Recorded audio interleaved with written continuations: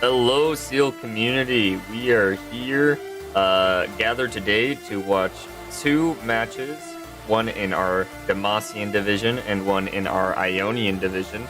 I am the Dragon Rider. Joined to me today is Alpha Y. How's it going, buddy? How's your day been? It's a going. It's been all right. Nice.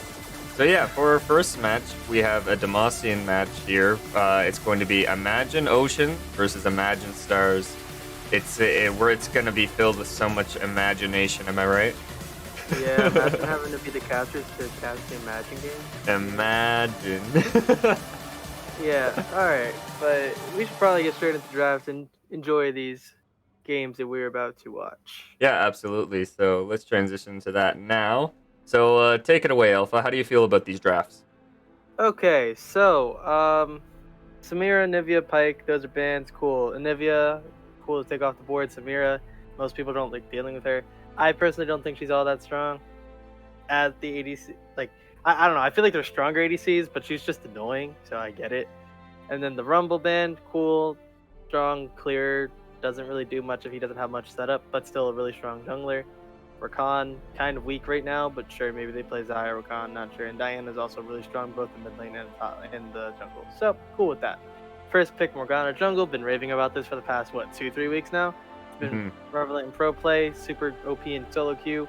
Really good. It's going to get nerfed next patch, though, which kind of sucks. I love spamming it. But, alright, followed by Lulu Jinx. Kind of interesting not to see the Kog'Maw come out here, considering, that's typically what the pairing is. But I mean, the Jinx is cool because it's another one of those hyperscaling ADCs that doesn't have much mobility other than her passive, and so Lulu will keep her alive in fights and make her very strong, to say the least. Followed by this Caitlyn and Set. First, I would think it's a Set support, but then I see it's not later on in the draft. But all right, that blind pick Set, very interesting to see. Maybe they did want it to be a Set support. They saw the Orin, and they're like, yep, nope, we're flexing that top. So maybe that's what the idea there was. So then we get into the second phase of the ban, because we know it's the Orin, right? So then we get the Annie ban and the Victor. Annie, kind of just Annie, not really. A great solo queue pick, I would say. Not really much of anything else. Victor, one of those great team fighters. Not so strong laning phase, but will scale up and be a menace in the game, followed by Viego Nocturne. Two jungle picks they just want to get out the way. Viego is an alright jungler right now. Nothing crazy in my opinion, but once again, another one of those just annoying champions to deal with. And Nocturne as well. Just another one of those really annoying champions to deal with. Nocturne can really turn the pace of turn a game or a team fight around simply by just turning his ult on. He doesn't even have to go into the fight. Just that ult will turn the team fight around sometimes.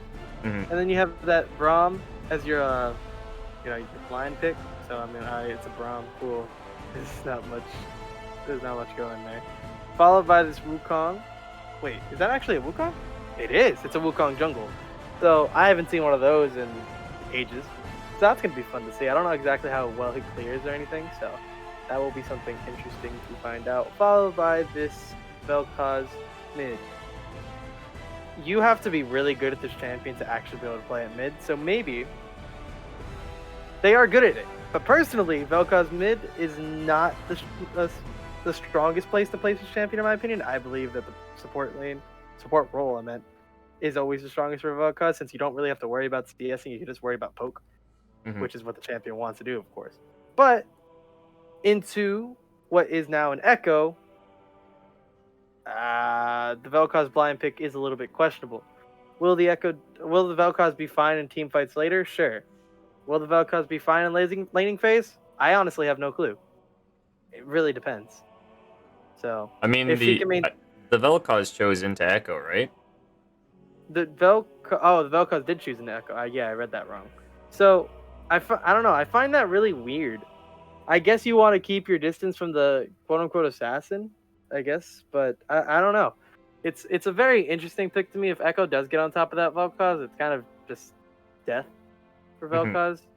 If it's set up well, like if the Echo sets up a gank well for Morgana, or even Morgana sets up a stun for him, it's just death for that Vel'Koz. But it's really, really interesting to see. Just looking at these two compositions in general, though, Imagine Ocean has a really, really OP scaling comp. They have that Jinx with that Lulu, that pairing is just going to scale well. Also have the ornaments being given out, and while Wukong doesn't scale the greatest of junglers, we'd say, you also have a Vel'Koz who's going to scale really well. Everyone on that team scales at least decently, and Wukong's going to scale better than he normally would because of that ornament, of course. And then on the side of Imagine Stars, yeah, you have a pretty good early game. That Morgana's going to be able to get a lot done compared to the Wukong, in my opinion. That Caitlyn Braum lane should be perfectly fine. The set is going to beat the Auron out in lane if he plays the lane correctly. And the Echo, in theory, can beat the Vel'Koz. That's the one lane that's up in the air, I guess. But overall, Imagine Ocean, if this game goes out long enough, maybe past 35 minutes, Imagine Ocean should have this game. But I guess we just have to wait and see. Yeah, I totally agree with you. And with that being said, let's jump into game and see what they have to offer onto the Rift.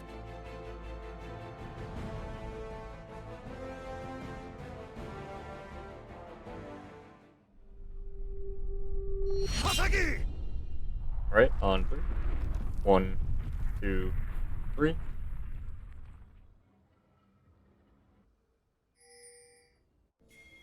All right, jumping into the match here. I don't think we're going to see any level 1 shenanigans. Maybe on this side of Imagine Stars, because Set usually starts E. Braum can start Q if he wants, and they might be able to grab a pick that way.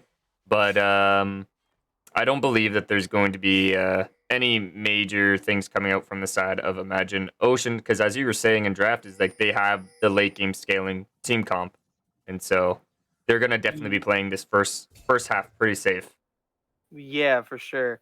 One interesting thing to note though is the Vel'Koz rune going electrocute. I don't agree with that at all. I mean, I guess if you can get your combo off in lane, you can burst the Echo out. But I still think the poke lane is much better for you. But maybe I'm wrong. Maybe, this mid laner knows exactly what he's doing. I mean, I don't know. It's pretty good when I played against him, but I'd never seen the Vel'Koz, so I'm not sure.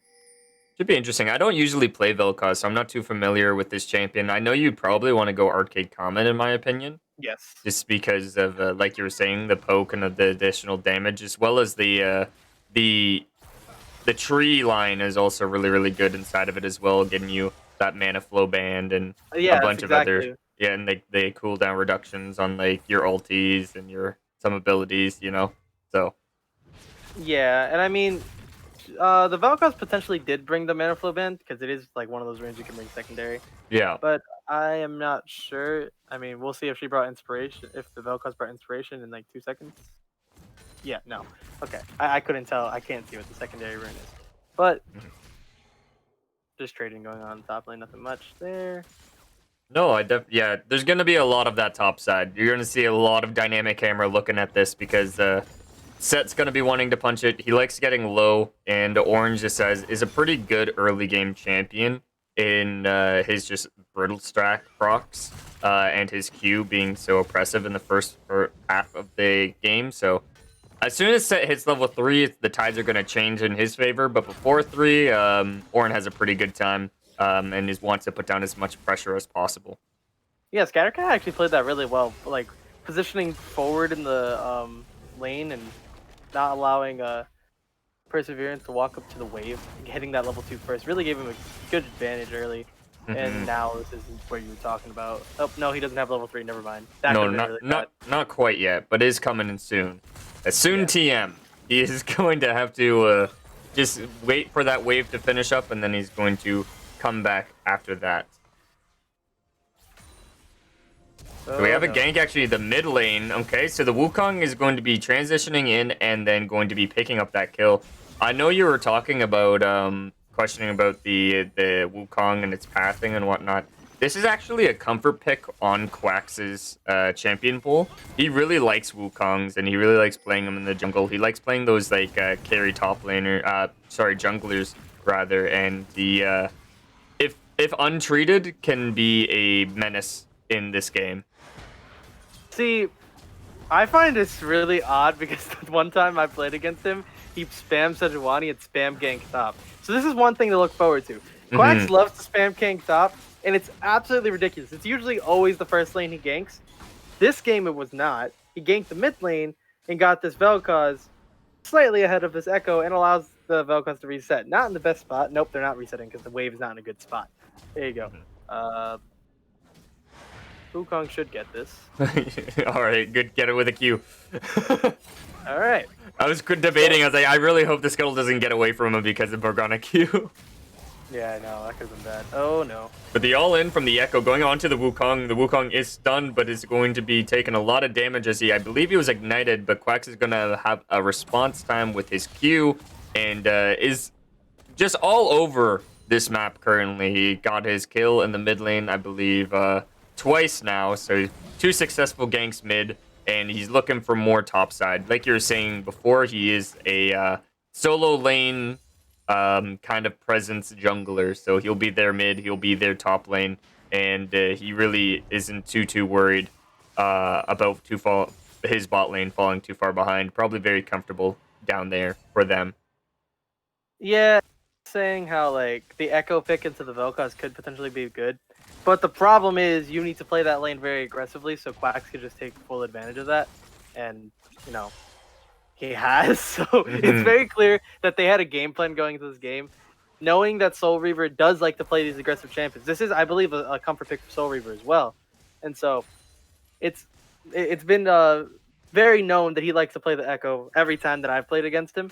So I mean, like I said, it is a comfort pick, but Quax is taking full advantage of that, and so is Legos.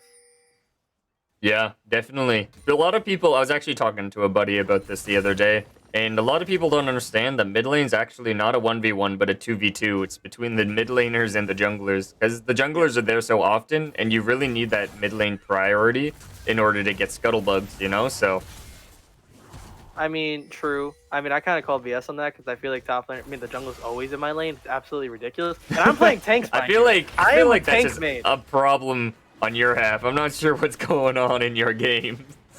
I'm so serious. I'll be like a little bit further out than where Orin is, and I'll have him come behind that bush and just screw me. Really. Baba Booey. Just coming in. and like you have junglers that are so easy to gank on, like the Sejuani and things like that. That Quax plays so effectively. Just... And yeah. But... Yeah, it's also worth noting that both of our casters here today were both from the Demacia division, so we know these players just a little bit better than most, you know, so if you ever just hear us talk about random players, it's like, oh yeah, I believe that they just do this. It's because we probably played against them. Yeah. I mean, I know Imagine Ocean. I don't know Imagine Stars all too well, and the Dragon Rider probably has been a bad captain and hasn't scouted yet, so he won't know about Imagine Ocean all too well. How does he know? How does he know? Trust me, I don't scout until like 30 minutes before the game, anyways. Too. I'm scouting after this cat. Sometimes I'll go back and watch like a stream that we did, or something like that to scout. Yeah. I mean, we don't do Demacia games sadly, so I can't actually do that. And because we're the casters. Yep. I mean, you can solo cast my games. I'll solo cast your games. I mean, I wish I don't have the Streamlabs. Then. True. I'll just be sitting here. Yes. That's fun. So but nothing. I was gonna say nothing much going on in this early game other than those 2 early kills. Oh no. Ooh. Speak. And it shall be the reverse, for that is the curse, my guy. And we get the kill onto the Jinx with the Morgana coming in. I believe she was just looking for a gank, but just found a Jinx in the process. So she's like, I'll take those. We take these. And then takes that one, runs with that. And that's something they really needed because they really need to start winning these lanes pretty hard. If you're on the side of Imagine Stars, your win con is definitely win lane, win game kind of scenario. You've decided to pick a comp where it's just like a lot of great kind of laners, but not a lot of amazing team fight potential into the later stages, like plus 30 minutes. I mean, yeah, the one oh no, that's just sad. Unlucky. Soul Reaver, no! I forgot you have that. Yeah. I was like, I really hope he uses this, or else this is going to be very anti-climactic. Oh! Flash for flash. Soul Reaver really wants that Vel'Koz. And Ornn's going to be rotating here. Ornn, I believe, does have ulti, so he's probably going to be using this. Here comes the ulti going out now.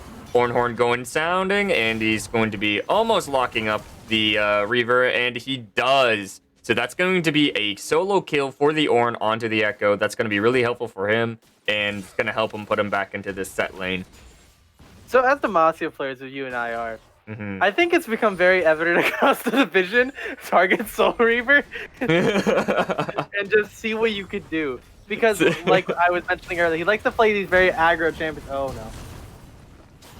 Oh, man, this might actually be a kill for Morgana, but the Quacks realizes this and flashes out, so good on him.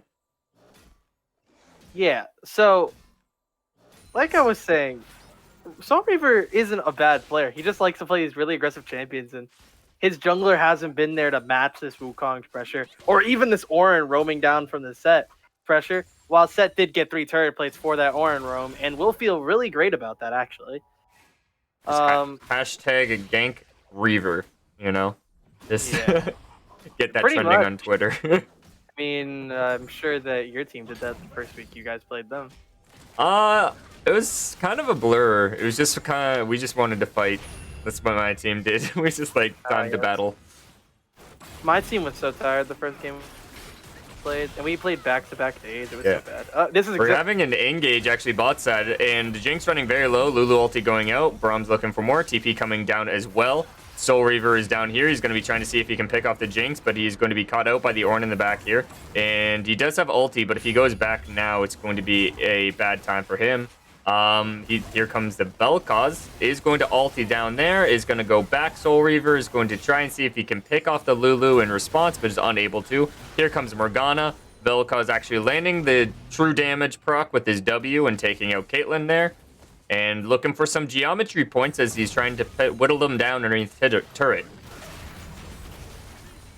Yeah. So, yeah, I'm not even going to talk. Oh, nope. And Quacks is dead. Quacks died.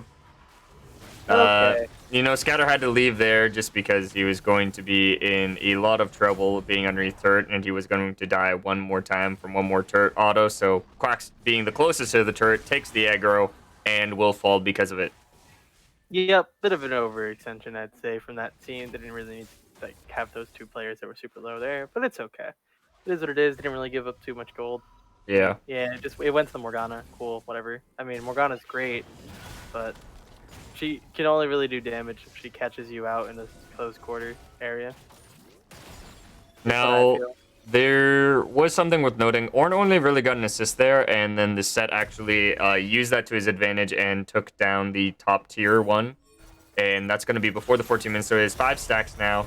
He's looking really, really healthy with that CS lead as well. So he's going to be picking up a lot of strong items for him. That's going to help him a little bit more in laning phase, and I want to see more come of that top side. So hopefully we get to see some more 1v1s happen up there. Morgana got the scuttle! Wait, no, that was just her team. She just stole it from her teammate. Never mind, I thought she was stealing it from someone. Oh, yep, no. Alright, is there going to be a fight at Drake? Yeah, oh yeah, there is. And so here we go. Now the Wukong's going to be going in, getting that ulti off. They are going to polymorph the Morgana. She's going to fall, but in the backline we have this Set. He is going to be picking off their team here. So Jinx is going to fall with the Echo. And then another Transmogulate coming out from the Lulu, going onto the Set, but the ulti coming down from Set is going to keep locking them in. Is going to be taking out Quacks with a nice W fade away there. And then they are going to be looking for more on the Lulu, and that is going to be a nice cleanup for Imagine Stars. Very well done. Someone look in that bush, please. No one's going to look in the bush? Nope. Oh, they're going to look in the bush now. Oh, no. Poor Scrambles.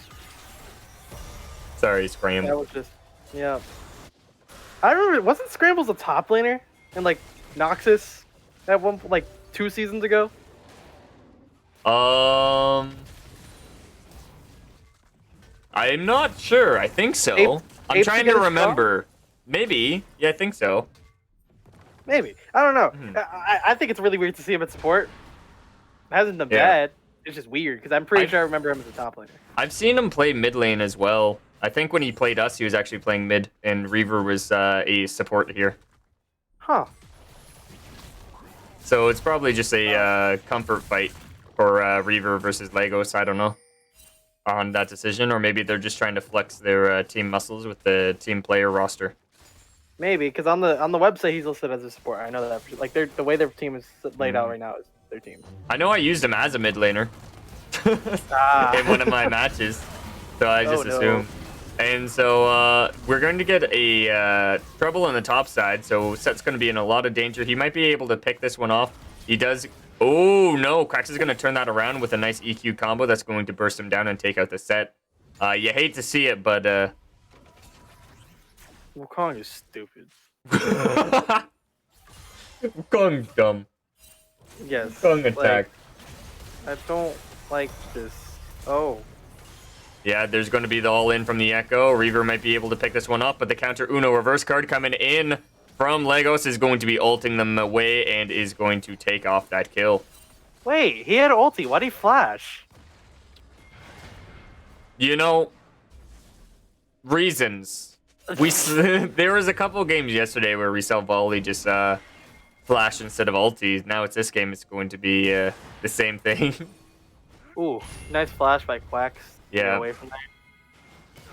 Good respecting the Braum. Here comes a TP from the Yorn. They're going to fight for the Shelly here, the dream that you've always wanted. I'm not sure if it's even worth fighting for Shelly here. No, in this situation, it's past 14 minutes, right? I was talking to someone about this the other day as well. We were just talking about League. And so it's past 14 minutes now. And what do you do with Shelly? It's about 50 gold, 300 experience, roughly. I think maybe not, actually. Probably a little less than that. You're trying to look for potential, like... turrets, right? Yeah, you're trying to look for a potential 2-tower play. Because a lot of the time, the first... Ooh, sorry, I'm going to have to cut you off as Echo gets a nice double kill with his Q coming back and taking out the Vel'Koz, taking out the Wukong. Now they're going to be looking for more. This is the fight that's Imagine Stars want. Lulu ulting maybe a little bit too early. Echo's coming around the corner, is going to be picking off the Lulu. Morgana be going to reward herself with that kill. Jinx is going to try and run away, but Echo's going to be in the back line. Ornn's going to be fighting off with the Caitlyn there, and the Echo's going to be picking off the Jinx. That was an ace for Imagine Stars. Well, Soul Reaver's back in the game. Oh, yeah. You were talking about how he plays these aggressive mid laners, and it's really going to be rewarded because of it this time around, and getting a nice double kill. He got, like, I think almost 3 or 4 kills that fight. He got 3. He was 2 and 5 before that fight. Okay, yeah. So he got 3 there. And so that's going to be really, really good for him. He's going to be assassinating a lot more people in these team fights, and that's exactly what we want to see in our Echoes. Yeah. We don't want to see our Echoes 2 and 5. That hurts our feelings a lot. But what were we talking about just a second ago before that fight broke out? Talking about Rift Herald and if it's worth fighting for. Yeah. Yeah. So, I mean, it's really like dependent on how, like, what you want to do with it. I'd say for the on the side of Imagine Ocean right now, they have that mid tower that they probably just want to get right now. They already have that top tower taken and that bot tower taken. So for the side of Imagine Ocean, it is worth to get because you can crack that all 3 outer towers right now, and get value out of it. Since having all those 3 outer towers taken gives you a lot more pressure on Dragon specifically. Also considering they don't have a single Dragon in this game. Yeah, it's something that they definitely want to look into, and it's going to be stats only this game, as there's not a cloud in the sky. And Infernal Dragon's going to be coming up in 30 seconds. Who do you think, or what do you want to see from both teams, rather, for this next Dragon? I want to see Imagine Ocean shove out mid lane and try to, create pressure in that mid lane, see if someone will respond to that tower, and then use that to rotate down. And even if Imagine Stars has the position on the Drake, you can kind of fight your way through it since you have Ornn, you have Vel'Koz, you have Wukong. And so you use the Ornn to help the Wukong get into the fight, and then you have Vel'Koz ult, Jinx ult. You also have Lulu ult to save whichever tank or fighter is in the front line. But it seems like they're... Yeah. We have Echo position in the back line. They're going to Ornn Horn. They are going to be looking for more. The Set's going to be going in, doing massive damage with its ulti and W. Oh, my word! Look at that Set damage, baby, as they're going to be looking for more. They're going to be picking off that Ornn, and here comes Vel'Koz. Caitlyn's going to be going back and ulting down the Vel'Koz, and that is going to be a nice cleanup for Imagine Stars. Yeah, that's the way Imagine Stars wins fights. Or wins the game too. They stack Drakes and use Set with Ornn out of position. Ornn needs to be positioned in the back of fight. He needs to be the backline tank in this case, simply because of the fact they have a Wukong to go in as well. They have a Lulu to help the Wukong go in if they need him to be the primary tank in a fight. Because if Orin's getting thrown back into the team, it's just death, like we just saw. The Orin being thrown on top of them, plus that W true damage because he had full stacked grit, is insane amount of damage. I completely agree, yeah. Yeah, one thing I want to see come back into the meta that I think would be really fun would be set jungle with him building a full health build. Like, not even stats, just health. Because if you have armor and stuff and mitigate damage, your grit won't stack up as fast. So if you're building straight health, your grit will stack up really fast. The more health you have, the more damage your grit, your true damage does in your W. So you'll just be relying on your W a lot to do damage. As well as hoping the enemy team has a tank, so you could just burst them like that was, but an even bigger burst. Yeah, and here comes the all-in from the Echo. He's going to go on to the Jinx. Is going to be picking that one off with the Set there. And Set's going to be ulting down. He's going to be loading a nice W on all of them once again. Amazing job by him. Is going to be shut down by the Ornn as the Ornn does sound. Caitlyn's going to be doing as much damage as they possibly can, but that will be the end of that. Yeah, I think we need to just, as like people in general, we need to, if we're gonna play a tank composition, just ban Set. It's not fair.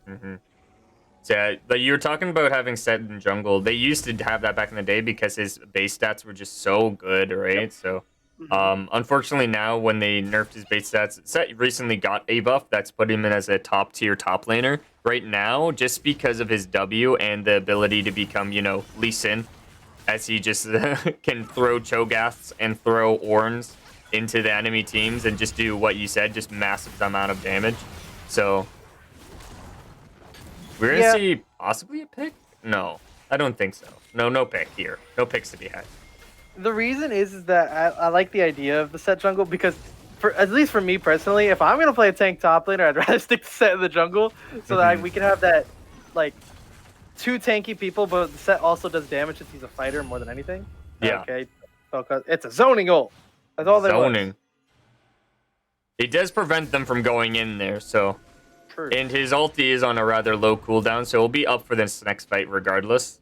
That worth noting, the Baron's up currently, so I want to see Imagine Stars hopefully make a play around the Baron, get some wards over there, get that right before the Dragon fight, and then take Soul with it. So, trade the Baron for the Soul, if anything. Yeah, that's true. I mean, you're so strong at this point. You can get you're at this point you're focused on getting gold. Like, yeah, you can give them one Infernal Soul or one Infernal stack, and it's gonna give them stats. Cool. But you're going to gain so much stats for the next 3 minutes if you get that Baron, as well as a lot of gold from the Baron itself, plus those 3 other inner turrets that you could potentially get. so I was laughing because someone in the comments just said, "Imagine Civil War?" question mark. Honestly, and I agree. I wonder if this feels like a scrim for them, honestly, because I'm sure they scrim against each other. Possibly. So, I wouldn't put it past them.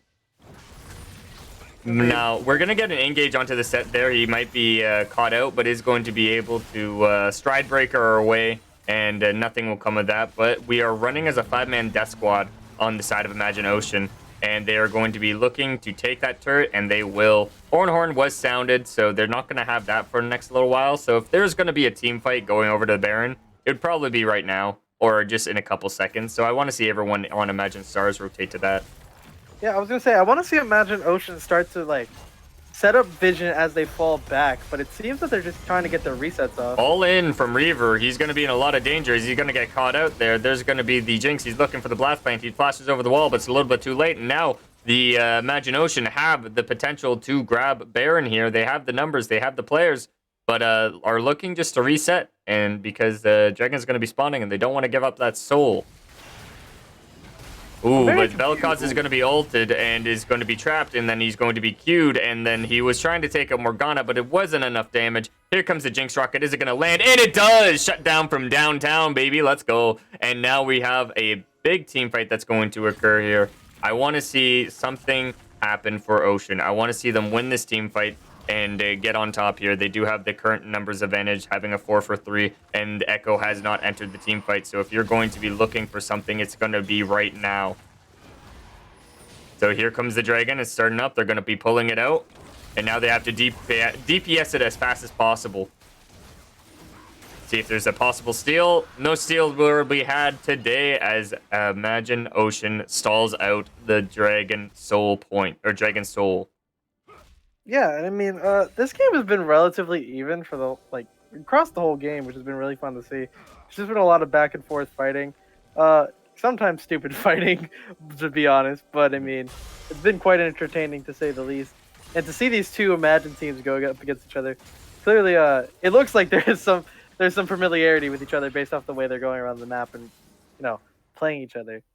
But, Now, who do you think is like Captain America, and who do you think's Iron Man in this Civil War here? Okay, Captain America is... Ooh, Reaver, you're in a bad spot. Sorry, 1 second. He's going to be caught out here. He's going to have to ulti this. I'm not sure if he's going to survive. He has to E over this wall, and he does escape. Right. All right, as you were saying... Oh, never mind. Well... Damn. Wow. Wow. So, as you were saying... Well, at this point... Jeez, I mean, I'm gonna give it. I was about to say all the 3 Jinx kills are because of rockets. Just by the way. So impressive. Oh, now I'm thinking, should I give one of the Captain America or Iron Man roles to her? Yeah. That's insane how many rockets he's actually hit. But let's see. Captain America. Let's say it's Quacks. And Iron Man is set, so perseverance. Okay. I don't know. I'm just thinking, cause like. See, I was looking off of items, right? So I'm thinking like scrambles. He's Captain America, right? He's got the shield. Legos. Wait. Legos with the laser beams. That's got to be Iron Man, right? Maybe. The complexities of Seal. Oh yes. Who's the... I mean, we could also make the argument that Scrambles could be Iron Man because the shield has like looks like an arc reactor in the middle of it. Ooh, true. Now we gotta get a CP from Set. He's gonna be looking at this as they try and burst down the Baron here, and now we're gonna zoom out as the Jinx is gonna be ulted by the Lulu, and now they're gonna be polymorphing the Set, hopefully gonna grab something off of here, but then we have Echo come over the wall with the Set, gonna take out the 2 carries in the back line. The Vel'Koz is dead, the Lulu is dead, the Jinx is dead, and now they are going to be in scrambles, baby, as they take that all out and are going to be taking the Ornn and then shortly after the Baron here. Imagine that. Imagine. Alright, so that was kind of an ill-advised Baron call from the side of Imagine Ocean. They didn't know, like, they knew that there was people on the bot side, or in the mid lane, but they didn't know where the, I believe it was the Set was. And so when they began that Baron, they're, like, trying to burst it down, and, like, Set simply went to go check it, and the rest of the team rotated. So that was a bit of a suspect call, and this gives Imagine Stars what was once a 1k gold lead, now a 4k gold, 4.5k gold lead. So, let's be honest, this is kind of a bit of a solo queues hero team, right? As I was mentioning earlier, I feel like the better team comp is on the side of Imagine Ocean. But this Set is doing a lot to keep this team in the game, as well as Caitlyn too. This Caitlyn's putting out a lot of damage, and 7-1 and 6 is nothing to frown about. But I will say this Set is setting this team up, and then the Caitlyn is finishing it up with this DPS she is putting out. Yeah, really admirable efforts from the solo queue heroes, as I like to call these teams like this. Like, my team also likes running solo queue heroes, right? So I love seeing these team comps work, and I like seeing how they play. And even though they may not be the best in team fights or have the best synergy with one another, they still come out on top in laning phase. And then they're going to be looking for more. There's the nice Set ulti with a nice Set W. They're going to be looking for the rest of them, but is unable to. But as they only knock up those, they are going to potentially find the Lulu, but they are going to escape. Now, Dragon is going to be coming up in 29 seconds. You have to respawn and immediately sprint back to this if you are on Imagine Ocean. I don't think they get it. It's just, that's it. They're just cutting it really close. They used all their ultimates besides Lulu and Jinx Rocket. I mean, maybe a Jinx Rocket can go ahead and steal it, but if you're the side of Imagine Stars, you have every single ultimate other. Well, all right, you have 2 ultimates missing, but you still have this Caitlyn ultimate. You can have this Echo go crazy because he still has his ultimate, and you have Morgana who Oh, has here's stop everyone. rush. Sorry, Soul Reaver's just in the backline. He might be caught out here, but he's going to distract them as his team's going to be taking Dragon. And they do get the Soul, and now they're going to see if they can fight more of this, but the Imagine Ocean realizes this and has to back off. So, if you decided to Madden Stars, you've got to be feeling like you've already won this game. You have a set who is in a really good spot. You have a Caitlyn who's outputting all this damage in fight. You have a Braum who can keep her protected in the backline, so you have that backline tank to allow her to put out all this damage. And then you have an Echo. It doesn't matter how many times he dies.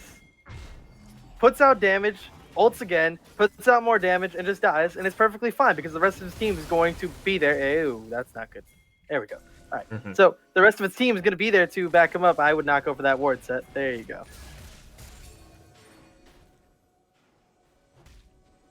Yeah, so and then the Echo has the rest of the team to back him up after he does inevitably dies, it seems, the way to be going this game. Yeah, we're probably going to see maybe about 5 more minutes of this match, and I think it's definitely going to be Stars favored as they are going to fight for the next major objective, and then after that, probably they're definitely going to win the team fight, that's for sure. Not that they have Soul, it's a totally different ball game, right? So, here comes the Wukong, is going to be ulting, that is going to be going down, and nothing is going to come of that. I honestly think that this game will end on like maybe a Baron call. Oh, that's fun. Ornn's going to be ulting. He's going to be trying to get onto this set here. He's going to put on a bunch of brittle sacks, but here comes the set ulti as he's going to be locking him down, doing what he can. He's going to have his W very soon, which is going to be enough damage to kill him, hopefully. And, oh, there's going to be a flash, but then the minions are going to take away set and a nice shutdown onto Ornn. Calculated, Scatter. Calculated. And, Vel'Koz is going to be ulting over the wall, trying to take out Caitlyn, but it's not going to be enough damage. Yeah, and from that Ornn, that was a great pick onto Ornn. One thing I will say that made me mauled a little bit watching that is he didn't use the first brittle stack from his ult, right? So he ulted, and he didn't auto-attack him. He immediately W'd. So he lost the brittle stack from the ult, which really upset me. So that's just a pet peeve of mine. But yeah, no. So I would the most effective way to get that off actually is ults. Brittle as soon as the ult hits, like auto attack as soon as the ult hits. It's really hard to do, and then you ult again, you hit the ult back, hit it again, and then you W, and then you hit them again. Yeah, it would have made the fight a little bit easier, but on a set it can be rather difficult at times because he can zone you off pretty well with the Stride Breaker. True, but he had used that already in the fight, which is why I was like, no. Fair enough.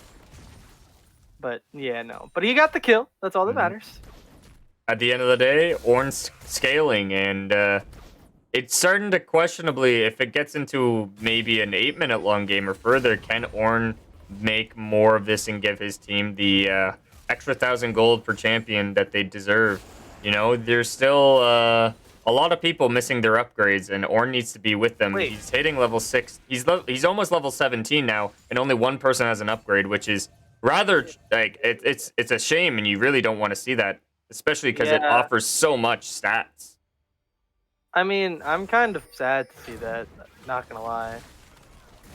Alright, nothing much should happen here. One thing I want to point out is Scramble's Vision Sword. Oh, no. Ooh, and the ACM is going to be locking down the Jinx, and they are going to be looking for more. Apache's going to follow shortly after, and the Ornn is going to be in the side lane. He is going to hit with a Morgana Q. Unstoppable there. He's just going to be able to get out of that. The true damage from the set will be enough here, and I think that actually might be an endgame situation. They need a little bit more minions, yeah. Yeah, I think you just fall back for the Baron after getting that tower, and then you could just end the game off of that. But remember, for one thing I want to say first is, remember when Ornn used to have the shield, right? Would you rather still have the shield on the W or the Unstoppable? Probably Unstoppable. Yeah, I was going to say there's more outplay potential, I think, with the Unstoppable. Ooh, that's Ow! God. Reaver stubbed his toe. Yes. King God. Shark's coming out, but he's not going to land on anyone. And they take out that Baron, but Reaver's not going to be the one to enjoy that cookie there, as he did fall short here against the Vel'Koz. And now there's going to be an Elder.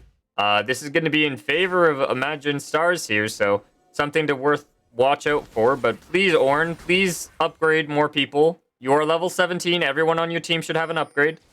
Tell them, Yes. tell all your friends and to come along so you can give them gifts and love. Yep.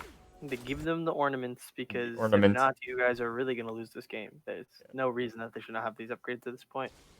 One thing Please upgrade Ornn. Please start yeah, upgrading Ornn. Don't do this to me. I will say though, Come on, Scatter. Imagine Stars has. Oh no, I can't speak. Oh no, here comes the ulti from the Braum. He's going to try and zone them off, but the Morgana's going to be binding the Wukong. He's going to QSS that out of there. And now here comes the Elder fight. Oh yes, he's upgrading people. He's doing it. He's upgrading. While this is going on, let's look at Set's still pushing the top. Get the right? Jinxer upgrade. That's not gonna happen before the fight. Oh, here we go. Oh, I really wish he did that on Jinx and not Lulu for this team fight occurred, and the Jinx is just exploded and is dead. Lulu isn't going to be able to alter fast enough, and he is also dead. The Ornn is also going to fall, and it is a travesty. The Set is going to ulti and then going to get onto the Braum, is going to get onto the Wukong, and now are going to look onto Vel'Koz, and that is the ace. They can end through top, and that will be game. Yep. That was well, GG's in the chat, the league. That was a very interesting turn of events, I guess. Imagine Ocean did have the prio on the Drake, but Imagine Stars had the better positioning when it came to the Set TPing into the fight. I believe behind them, and it's outputting great damage in that fight. But as this game ends, overall, great game from the side of Imagine Stars. Definitely we're the underdog going into this game, as Imagine Ocean, I believe, were 4-0 going into this game, while Imagine Stars were, what, 2-2?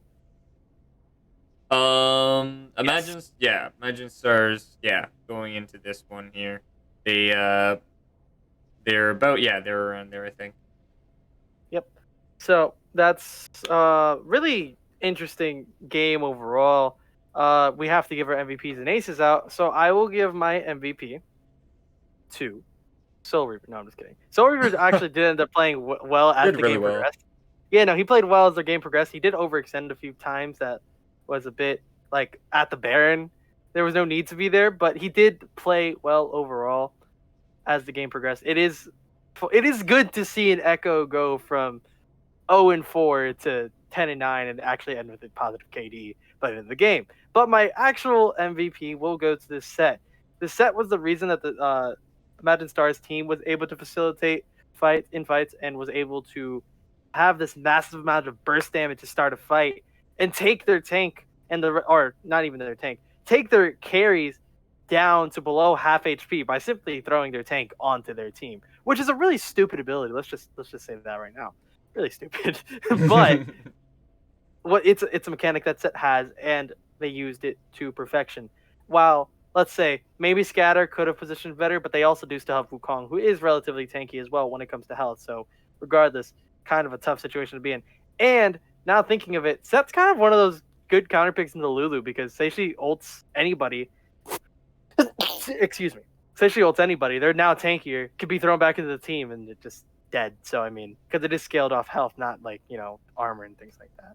But then let's say the ace of the team, I'd say it has to be Quacks. Quacks did a lot early, was all around the map. Started out the game 2-0. Had the highest vision score to his team. Was doing everything in his power to keep this team in, to keep the team in the game. But it got so far gone to the point where not much could happen. I will say also not having the ornaments out a little sooner hurt a little bit. We will say that. Maybe around the Baron, if I believe we're probably level 15 at that point, there was only one ornament given out. Now, I don't know the exact circumstance behind where everyone was on the map. I know Ornn was in the bot lane when we called out he was level 16, so they hadn't been with each other in a while.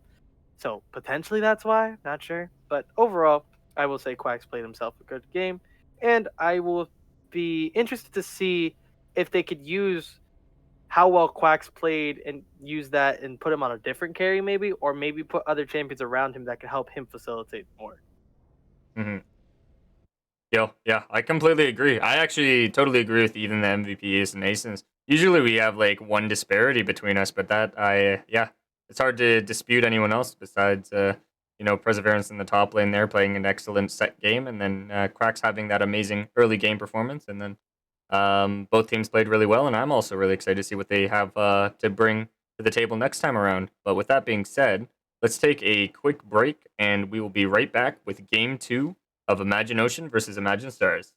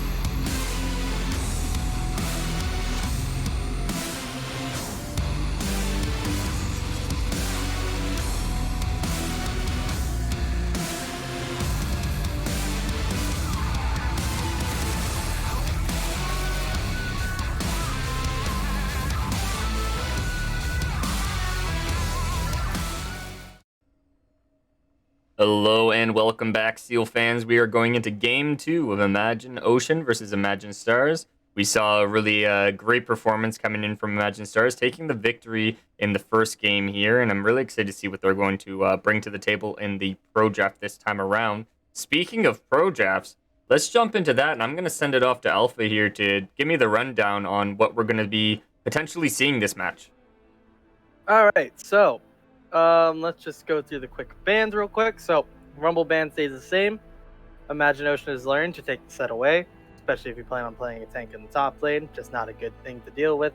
And then they took the Morgana away that they played themselves the game before, but they did not want it to get first picked as it is such a strong pick, which I understand.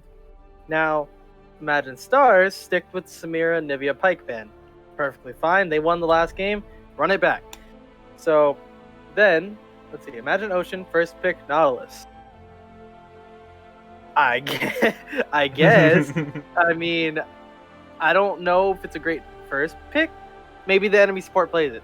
It's a really good champion. I will say that. It's a really strong support right now.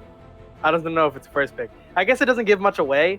So you don't know who you're pairing up in the bot lane. So yeah, but I think you should have prioritized the ADC there. Like if you're gonna play Nautilus, right? Let's play a Kaisa. Let's play a Jinx. Something who's gonna go in with that. But all right, let's see. The Diana Rakan is picked next. Rakan, cool. If I'm the side of Imagine Ocean, I'm taking Xayah away immediately. Rakan is so much weaker. As soon as you take that Xayah away, and he is very weak in general as it is now. So I would have done that, but they did follow it up with the Lucian and picked the Vel'Koz once again. Quite interesting to see. That was not a Vel'Koz pick, I don't think, actually. That was... Who was that? Shen. No, the Shen's later. Oh, you're thinking it's Olaf. Olaf. That's what it was.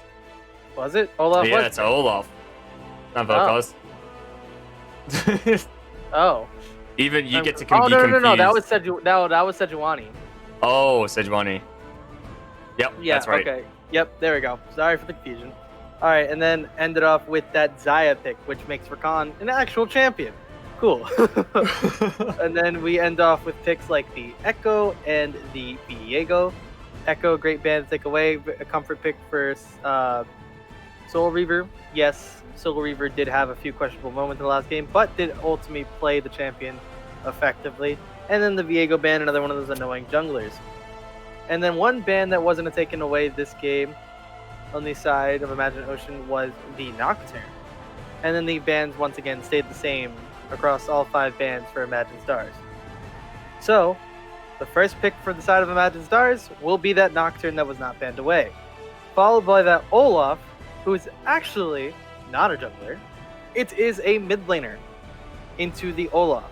So, fun, to say the least. It's going to be very interesting to track that mid lane matchup. And then lastly, you have that blind pick Shen.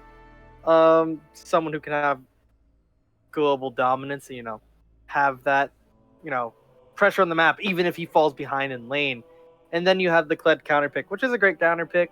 I just don't think Kled is a great champion right now. But if you want to try to win that lane very hard and put that Shen very far behind, great champion to pick into it.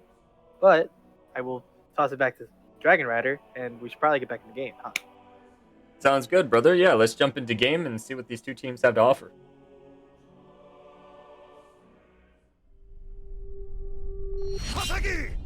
All right, on 1, 2, 3.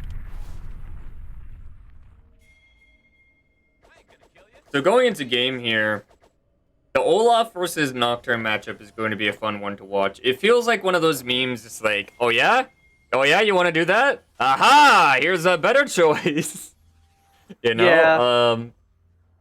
I don't typically see a lot of Olaf's mid, and no one typically sees a lot of Olaf's mid because it's Olaf mid. Yeah. And so it's going to be fun to see how he's going to be playing it out, how he's going to have to manage his mana pool into the Nocturne, but Nocturne being the same as a Olaf, as well as he also has to watch his mana pool as it can be depleted rather quickly. Yep. So how do you feel? Who's favored in this matchup? Because for me, I feel as though they're both kill lanes, but if it's going to be coming down to a level 1v1 in the first earliest parts of this match, it's going to go in favor of Olaf. Whoever has jungle help most. True. They brought the exact same runes and everything, so it's ironic. It's ironic that the junglers need the jungle help. I know, right? Yep. That is exactly what this game is going to be. Another interesting thing to note is that the Lucian pick in general is quite interesting because if you look on most tier lists right now, Lucian is ranked as like D tier. Mhm. So yeah, he's just not good compared to these other laners, as he is just so not good. What the? It's happening. Sure. They don't need Yeah. jungle help. They'll beat each other with sticks. Sticks and a random darkness. Oh, nice hook from the Nautilus, landing that onto Zyra through the minions there. And top lane is going to be trading there and wait for Q, and then Shen's going to do that once more again, and then he's going to take Skarl away. Potentially. 1, 2, 3. No Skarl. Now he's level 2. Yeah, that's what I thought. Nothing happened. Yeah. So this Lucian lane did not hit level 2 first. I was going to say, if they would have hit level 2 first, that would have been really, really scary for the side of Imagine. No, it's not Imagine Ocean. That's Imagine Stars. Mm-hmm. It's side of Imagine. Yes, I'm just going to confuse you guys as well as myself. Yes. Here comes a flash engage from the Sejuani. She's getting a nice W double stack on that, and the first blood going over to the Lucian, and they're going to be really happy with this. But in the mid lane, we also see a very low Olaf as he's going to be feared and then taken away. In the top lane, we see the Shen flash for flash and then takes out the Kled. Kills all along the map there, but Imagine Ocean coming out on top with more of them. Well, let's go from the bot side to the top side. Great gank by the Sejuani, gets onto the Xayah, while the Nautilus will hook onto the support Rakan. They secure the kill on the Xayah, which is great for the Lucian because now he gets to shove out that wave, has the kill for himself, and is going to have a substantial gold advantage. Diana's in danger. She's going to have to flash out of this, but also Soul Reaver's in danger. Here comes Quacks. If he had W up, you would have been able to kill it, but he's going to be looking at his blue buff that is mobilized and is onto him. He just needs to auto-attack a couple more times, but here comes Kled. He's going to choke it down and then takes out the Quacks. Yeah. Oh. Well, that happened. That did happen. Diana was first taking out the blue buff, and then she said, oh no, I'm in danger. And call an ambulance, but not for me, as she brings down a Kled, and the Kled just punches it with a shotgun. Yup, but going back to the mid lane fight, as I want to do that now. Nothing should happen here. Alright. Bold. I lied. You lied. Yes. Oh, Diana's wrapping around. Oh, here goes the kill, possibly onto the Shen here. Kled just has to land his bear trap on a rope, I believe it's called. Here comes the Diana. She's going to be going in onto the Shen, but Shen is now in a good position where he can just E away or even do a lot of damage back to them. And really in the mid lane, we're going to see another fight as they are going to be engaging onto each other. The Q is going out for the Nocturne onto the Olaf. But Olaf, when he is low, does a lot of healing and a lot of extra attack speed, so that's going to be good for him. Yeah, but like I was trying to get back to this mid fight that happened so long ago at this point. It was about whoever had the jungle help first. Bold of you to assume that you can talk as they go in for another engage. Sorry, I just had to meme you there. Go ahead. I'm sure nothing's going to come of this. Yeah, honestly, with this lane, I don't even know, maybe. But no, so it was a matter of whoever got the jungle help first got the kill. Bold of you to assume that you can fight as Diana goes in onto the Olaf. Well, once again, a matter of who gets more jungle help. Which jungler gets the more jungle help is who will secure the kills. As it seems, Imagine Stars are trying to, or Imagine Ocean are trying to secure the dragon. Yeah, they're going to be taking out that first dragon there. Pretty uncontested. There's no real presence from the Diana to really stop that. Scouter's going to be engaging onto the Kled there, but nothing will occur of that. But Diana's going to be rotating top. Gank Menace from Imagine Stars. So here comes the engage.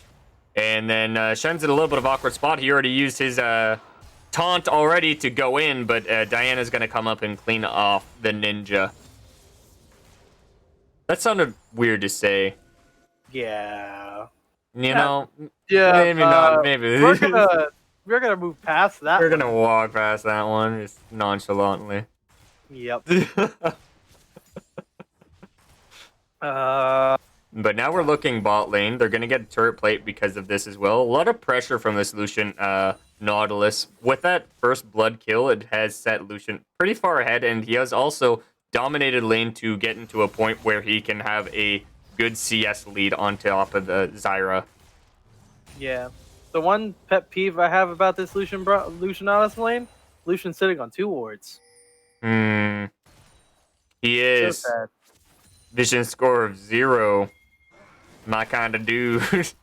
the amount of times I forget to ward is amazing, you know? You're playing top lane. Why? I mean, I understand it's an island, but still. My brain is smooth. Yeah, whenever you do finally get that jungler ganking you, it's just like, why'd I get ganked? Vision score of 2. Story of my life. Yep. But now we're going back, and now we see a CS lead and a kill lead on for this Nocturne. So where I thought we were going to have an Olaf favored mid lane, I was proven wrong with Nocturne having a lot of presence and also having a lot of help from his Diana there has changed the course of this match. Yep. That Shen taunt should not have hit. I'm going to be 100% honest there. I don't think it did. I think Kled was just opting in to choose him, like the attacker. No, it said taunted over his head. Oh, really? Yeah. Huh. Yeah. So I disagree as well. Yeah, that should not have hit. I agree that it should not have hit him, but I guess that taunted Skarl's nose. Here comes the all in from the Diana. Ooh. She's going to be doing a lot of DPS, but the Olaf is going to get a Shen and is going to be going in for the re-engage there. With his ulti, he's going to be picking that one off. Nocturne's going to be ulting as well to try and get some vision away from them, but here comes Sejuani with the ulti and the Q. Here comes Kled. He's going to be going, oh no, this isn't the call, as he's going to be going in onto the Sejuani and onto the Shen, as they are going to go all in, potentially underneath a turret dive. Well, Shen's 3-1. Whatever Kled was doing in that lane to get even the slightest bit of lead does not matter anymore. Yeah. With each kill amounting to about an additional 12 to 15 CS. That gold lead and that CS lead that he had is now gone. Yeah, and I mean, that feels great to be Shen. Typically when you roam, you like to be selfish and take those kills, in my opinion. Because if you don't, you're losing out a lot. Shen taunt, but he's going to get Skarl back. Just auto-attack him one more time. Here comes Skarl, saving the Kled's life. Here comes the Olaf. He's going to be trying to get onto the Kled, and they are going to do as much as they can as they spear the Olaf and take the life as well from the Viking. And Imagine Stars has found themselves into, once again, another really nice early game. I really want to know that Kled's HP number right now. Let's see. Can we not click it? Can you click it? Let's see. 42. 42.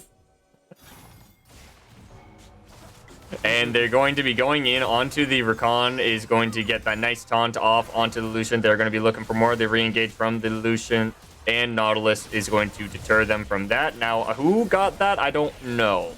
But Sejuani's going to die for it, and it looked like it's Imagine Stars got it, yeah. Yep. Was it just me, or did you not get the notification on who got it? I didn't see it. I didn't see it either, so I was like, who got it? I don't know. Yeah, I didn't get that. That was weird. But visual bug. Random question, as this game seems to be slow. Let's just say that seems to be slowing down. Does pineapple belong on pizza? Yes. Aha! Finally! I like my Hawaiian pizza with some hot sauce. I think it just tastes really, really good and adds a lot of flavor. Anyone who disagrees can battle me in in a game of chess. Yes. As true men do. Yes. I was asking simply because here comes the battle going in from the Olaf, going to be catching out the Diana. Sad to see the Nautilus take that kill, but they are going to be picking off Soul Reaver as well, and that's going to be a kill over onto Quacks himself, and they are possibly going to get a dragon because of this. You definitely want to get that, start stacking those dragons as fast as possible. Yeah, they should. Even though Zaya might shove this lane in, it might... Nope. Yeah, they shoved the lane in, but I mean, if they're going to get the Drake for it, it doesn't really matter. Kled is going to get a lot of solo turret plates off of this, though. Yeah, he is. And he's going to try and distract the Shen as much as possible. And getting 2 turret plates off that. Potentially 3 if he goes in. But Skarl's running very low. 21 Skarl HP. Nice. Someone's going to sneeze and Skarl's going to disappear. Yep. It's so crazy that Skarl is the tankiest thing in the game. Engage onto the Sejuani. They are going to stop the pathing there, but here comes the Shen. Ulti, is it going to be enough time to get down there? He is going to be here now, and he's going to try his best to take out the Diana. They do take out the Diana. Lucian is going to be around the corner. Khaled's going to be coming in with an ulti. It's going to be landing onto the Olaf. He's going to be going in onto the backlines, onto the Lucian. It's going to pull him in, and the Nocturne is going to receive that kill. Olaf is going to be on the sidelines, and he's going to get that Nocturne, and now they're going to be looking for more, potentially going to be getting that Shen out of the way. The Xayah is not dead, so she's producing a lot of DPS. Shen is going to be running, Olaf is going to be running out of mana, rather, and Shen is very low. They are going to be picking this one off as Khaled gets Skarl B, and that will be Dragon for the side of Imagine Ocean, but kills for the side of Imagine Stars. So win on both sides, but they're starting to Dragon stack, and the next Dragon is going to be Infernal Soul. So that's going to be good for Imagine Ocean. You're going to want to stack those, but you want to die a lot less. Yeah, this is kind of the opposite of what last game was, though. Like, the exact same thing's happening, just the roles are flipped on teams. Mm-hmm. That was not much of anything. I just realized the Rakan has 2 of the 12, like 2, okay. 2 of the 3 bot lane kills, which is kind of sad to see. Although, there was a point in time where carry Rakan was a thing. Rakan mid lane. AP Rakan. Oh, yeah. I forgot about that. Yeah, it still saddens me that it was ever a thing, but it was. So, yeah. I mean, granted, he liked to roam a lot. It wasn't that he was a super dominant laner. He was just stupid. Like, he had stupid AP ratios, so, in fights. Yeah, and then running around the map, and then just taunting and CCing and knocking up everyone in his path. Yep. But Scramble seems to be having himself a nice little game. Yeah, oh, and the Diana's going to get caught out. She's going to die because of this. The Olaf is going to be on top of that. They're going to take out the Diana. Nocturne ulti going down as well. Trying to reduce the vision from them, but is going to be caught. And the Rakan's going to get a nice 3-man taunt, rather, and a 3-man knockup, but it's not going to be enough. And he's going to be interrupted mid-blast cone with the Sejuani Q and is going to take the life from the Rakan there. So very good on Imagine Ocean. This is what you need, and this is what you want to see. If you can Dragon stack and get the kills, that's the ideal. So Nautilus is the ADC now, getting these 2 shutdowns in the past 2 fights. Kind of sad to see. Yeah, he got the shutdown earlier as well, and then you got the shutdowns here. So he has a lot of money. That is a very rich boy. Yeah, he is at 4.3k, while the other support is poor at 3.6. There's almost a 1k gold lead on the other support. Let's check out these gold numbers, actually. Let's see here. So, yeah. You gotta get the kills on the support, because how else are you gonna scale out the other support who's also getting all the kills? True. But it's kind of crazy, because maybe they're both at different tiers of their support path, like they're finishing their support tree. Yeah. Or item. Yeah, because there's no reason that he should be 500 gold up right now. Fair. And then the Khaled's going to be going on to the Shen underneath the turret. Shen already using his taunt as he is going to fall. Sejuani is going to try and get that kill onto the Khaled, but he's going to flash in response and get out as well. Yeah. Well, feels bad to be Shen right now. We were talking about he was 3-1 and 1 earlier or whatever, and how he had a pretty substantial lead.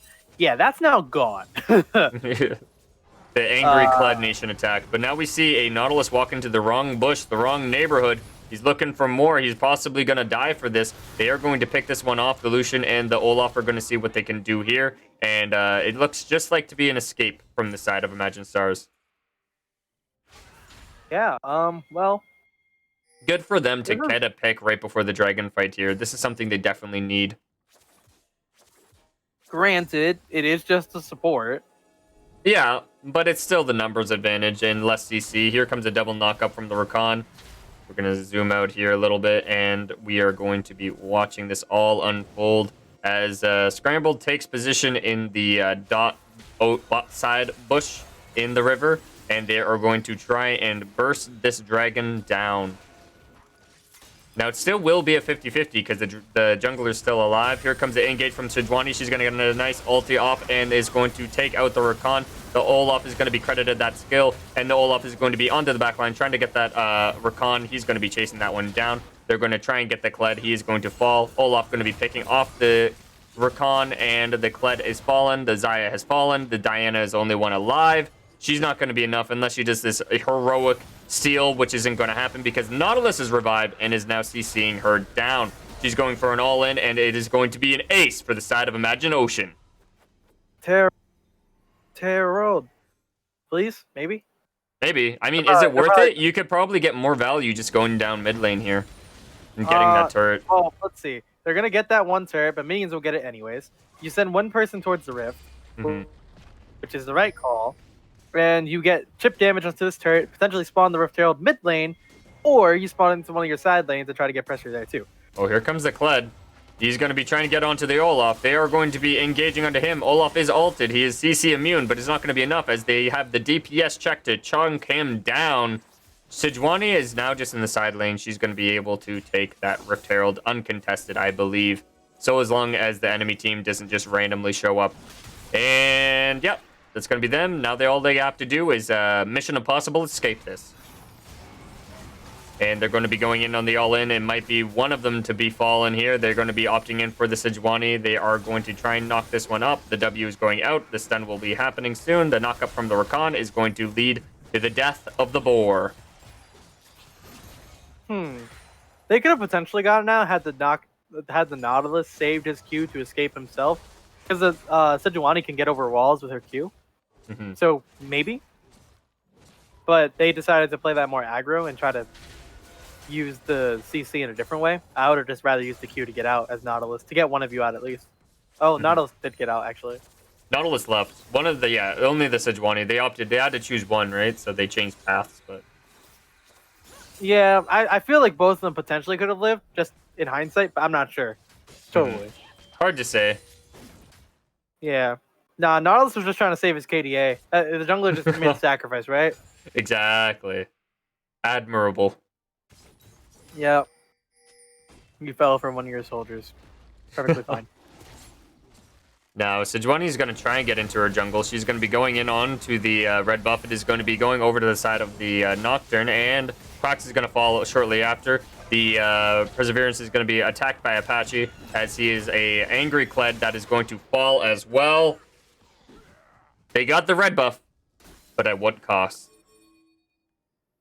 It was more worth it for them, honestly. True. Because, yeah, their Kled died, but the Sejuani died, so you got a 300 gold kill across both sides, plus the red buff. So whoever gets red buff wins, in theory. That's fair. That's a good answer. Now, was it stupid? Probably. I mean, we're fighting for a red buff. Was it called for? We don't know. Did it happen? Absolutely. Was it worth it? Totally. Yeah. It feels like a commercial, you know? Yep. One thing that isn't worth it to see and pains my eyes is the 7 vision score out of the Lucian. Sad. You don't need it. Who's ganking him? He hasn't been ganked all game. Yeah, no, I guess he's just received ganks. No, Diana's been very top. Yeah, they all in from the Kled and Rakan, unable to grab the Shen here. He's just going to be able to wait and save up, but here comes Nocturne from, that's going to be a dead Shen. Not much you can do about running away from that here.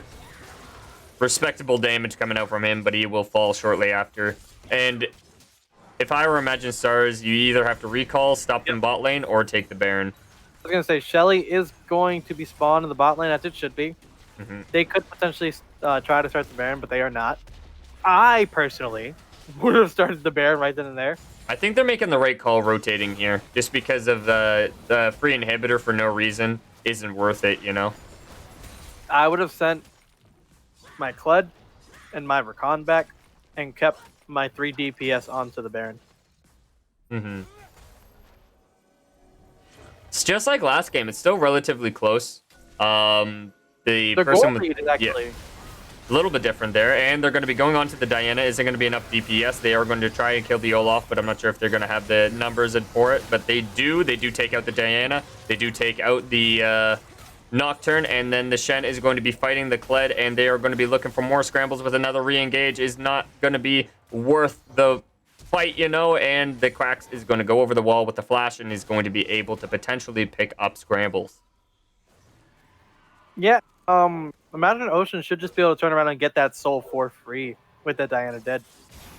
Yeah, I think this will lock in the game for them here. Just personally, Soul on Soul Infernal is so good, especially the burst damage that you need just to take out Diana and take out Nocturne is going to be what you want to do to take the next couple steps in this match. A dog, no, stop falling. Here comes the Kled. I'm not sure if he kills anything here, but he will go in. And so Scatter is going to be pulled back, and the Kled is going to do what he can to take out the Shen. Is not going to get his Q off, and he has to let the fish walk away. Yeah. Wait, what? The fish? It's the fish. Look, he has a bear trap.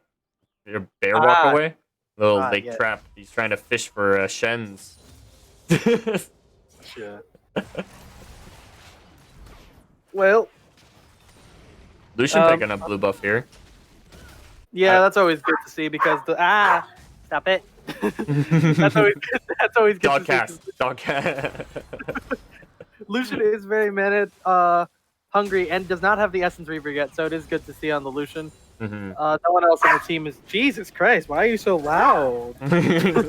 Just because she knows that there's a Baron fight about to occur, and now seeing here we're going to have the Sejuani. Everyone's going to be bursting it on Imagine Ocean. They have to rotate fast. The Nocturne isn't here though, so that's going to be a shame. But this can still be a 50-50 depending on what Diana does here. They're going to be re-engaging onto the Kled. The Kled should fall shortly after, but the nice taunt from the Rakan's going to do what he can. Is going to fall shortly after, and they are going to be looking for more. Lucian getting a nice double kill there, and is going to be super happy with this.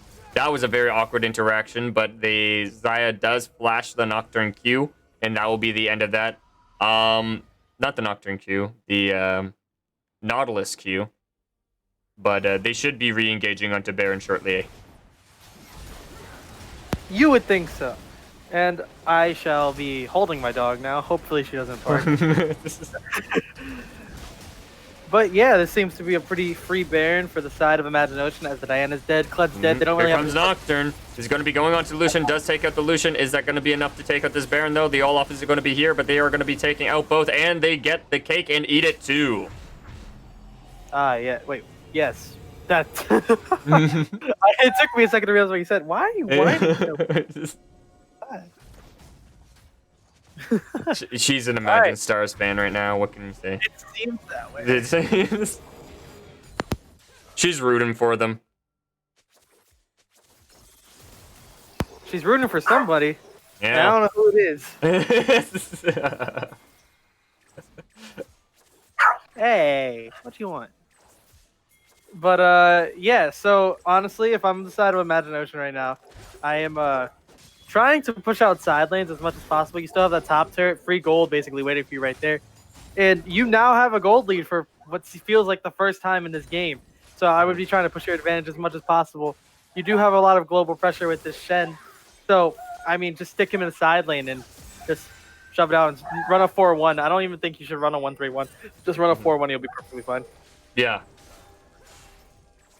Now it's just going to be a slow stall until the end of the game. I imagine that that there's not much you can really do for the Stars unless you find some really amazing picks or do some really amazing plays. Yeah, Stars composition kind of just falls off. It doesn't really scale all too well. Actually, honestly, both compositions are compositions that don't scale super well. Oh, here comes the Kled ulti. They're going to be looking for something here. Rakan engage is only going to land on the Sejuani. Nocturne in the backline onto the Lucian is not going to be enough DPS to take him out. and the Lucian's going to respawn to this. The Diana's also in the back line, and the Sejuani's going to take out that Nocturne, take out that Rakan, and then the Kled is going to try and kill the Lucian. I believe they did take him down, but at what cost? As the Sejuani and the Shen and Nautilus are going to take that one out, and Olaf and Sejuani are going to be taking out the mid inhibitor. Now, this is an end game. I think they just win here.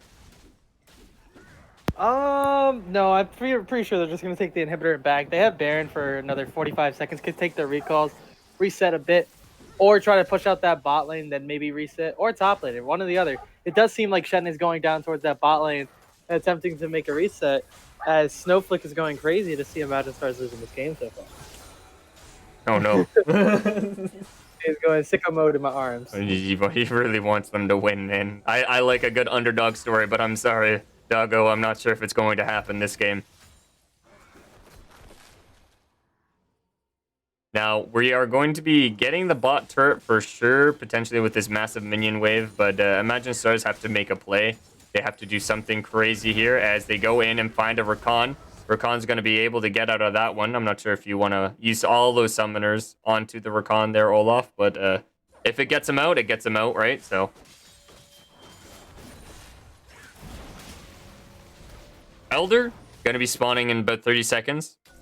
So if there was going to be a comeback story, what I would say is you'd have to go and take that Elder, steal that Elder, and get a pentakill with someone. Preferably like Diana or Nocturne. Yeah. Even the Xayah would help a lot. But they are going to try and bait that one out. They waited for the Diana, and they are going to be taking her out of the fight. Now this is going to be a free Baron. Sorry, not Baron, but Elder for the side of Imagine Ocean. They're going to do some desperation plays. Fled's not going to be able to land his ulti, and nothing will come with the Nocturne ulti as well. Oh, they found the Nocturne. Here comes the ulti from the Nautilus. Is going to land the hook onto the Nocturne, and that will be a dead Soul Reaver.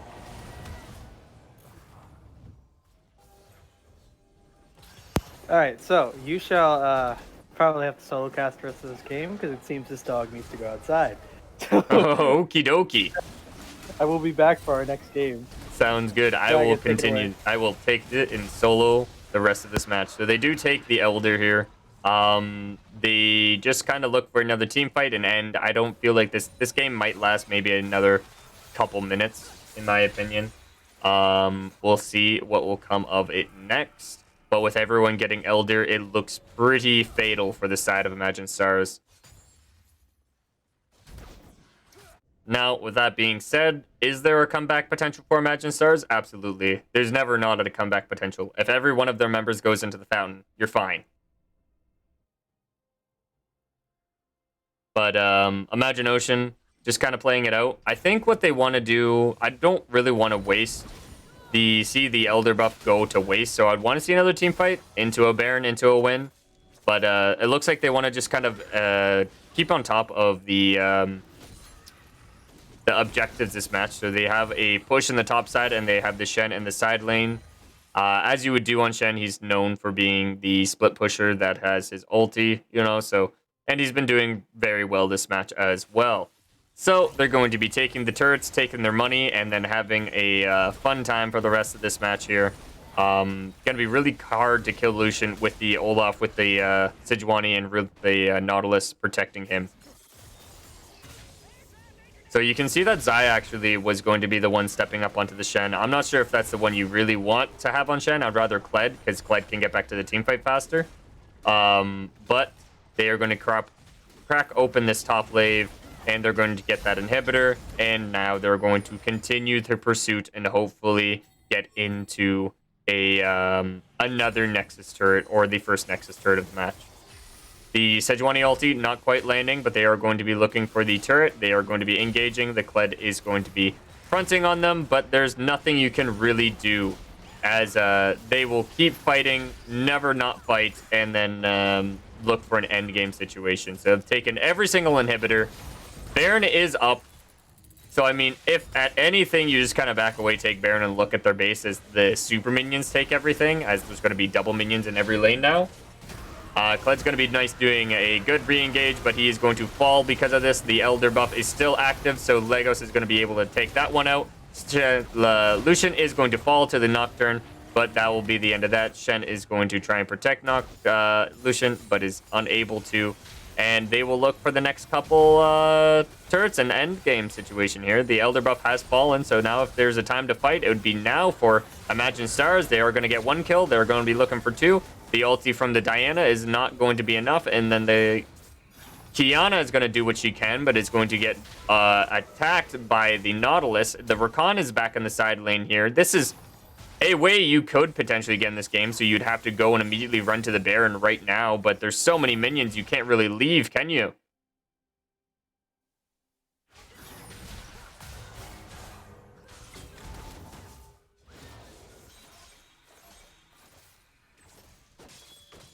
Now, so they do stall off Imagine Ocean, but for how long?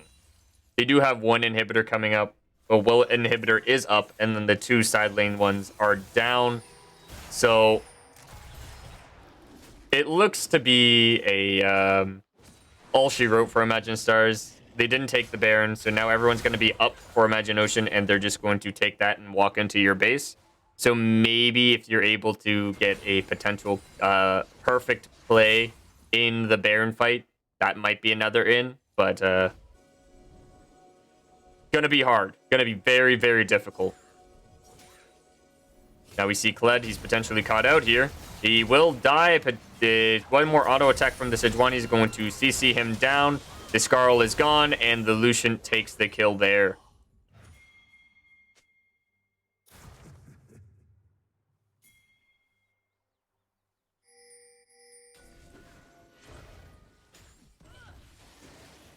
Now, let's look at the Baron, see what's going to happen next. Not much to really talk about after that one. They will take Baron. They took the Kled's life, and there's no in for the side of the Imagine Stars currently, so they do take the Baron. And now I want to see Imagine Ocean just walk into the base and end this match.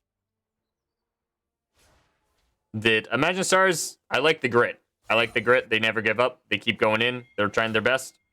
And playing it really, really well. But Imagine Ocean are going to front on the mid lane inhibitor and then have Olaf in the top lane to get those minions buffed up, and are going to be looking for more. That last Nexus turret won't stand a chance to these super enhanced minions. So here comes the Kled ultimate. He's going to be going on to the Diana. They are going to be looking for something here. They are going to get the knock up from the Rakan. Is going to fall short there. They do get the pick on the Diana. She was our main damage dealer. Shen is going to be ulting, but is going to fall as well. Here comes the Diana. They are going to be looking to stop these minions. The minions are doing so much damage. And then one more auto attack. It will win the game for Imagine Ocean. GG, boys. Tying the series 1-1 in here. And great job all around. So I'm going to quickly talk about MVPs and aces for this match here. And definitely this game, the MVP for me personally has to be going over to the Shen. He played the early game well out. He had a little bit of a rough mid game, but came back in the last half as he was going to be able to put down a lot of CC for his team, put down a lot of shields for his team, and helped win with that. I liked how Quacks performed as well. A good jungle as he was doing there. Olaf did what he could mid lane, and the Lucian did what he could in the bot lane. And he didn't really have much jungle pressure, but he was still able to come out on top in the laning phase. As for Ace, definitely going to be going over to Diana. Had an amazing performance into the early, mid, and late game. Overall, just a great player. Good job for all you could do that game. Even though you weren't able to get any of the dragons, you still played the game out with ending the scoreline at 11, 9, and 10. And presence early was awesome. Presence late was awesome. Shame that it came and turned out into a loss there. Both teams very evenly matched. And with that being said, we're going to take a quick intermission and get our next game set up for you guys, as it is going to be a match in our Ionian division, Poppin' Poppies, versus Team Taniki. If I'm getting that wrong, I'll correct it when we get back. I'll see you guys shortly.